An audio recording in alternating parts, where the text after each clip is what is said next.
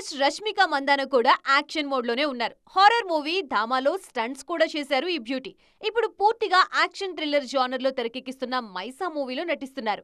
ఈ సినిమాతో action star గాను ప్రూవ్ చేసుకునేందుకు కష్టపడుతున్నారు రష్మిక. సీనియర్ బ్యూటీ సమంత ఎక్కువగా యాక్షన్ రోల్స్ మీదే కాన్సంట్రేట్ చేస్తున్నారు. ఓటీటీ, బిగ్ స్క్రీన్ అన్న తేడా లేకుండా అన్ని చోట్ల యాక్షన్ రోల్స్ కే ఇంపార్టెన్స్ ఇస్తున్నారు. ఇప్పటికే ది ఫ్యామిలీ మ్యాన్, సిటాడెల్ సిరీస్లతో యాక్షన్ అవతార్లో కనిపించిన ఈ బ్యూటీ ఇప్పుడు మా ఇంటి బంగారం సినిమాలో మరింత ఇంటెన్స్ యాక్షన్ చేస్తున్నారు. బాలీవుడ్, హాలీవుడ్ సినిమాలతో యాక్షన్ గర్ల్ గా పేరు తెచ్చుకున్న ప్రియాంక చోప్రా ఇప్పుడు టాలీవుడ్ కి కూడా అదే ఇమేజ్ తో పరిచయం అవుతున్నారు. మహేష్ బాబు, రాజమౌళి కాంబినేషన్ లో తెరకెక్కుతున్న వారణాసి సినిమాలో యాక్షన్ సీన్స్ లోనూ నటిస్తున్నారు. రీసెంట్ గా రిలీజ్ అయిన ది బ్లఫ్ మూవీలో అద్భుతంగా నటించి మెప్పించారు ఈ బ్యూటీ. వీళ్లే కాదు, డెకాయిట్ సినిమాలో మృణాల్ ఠాకూర్ కూడా యాక్షన్ రోల్లోనే కనిపించబోతున్నారు.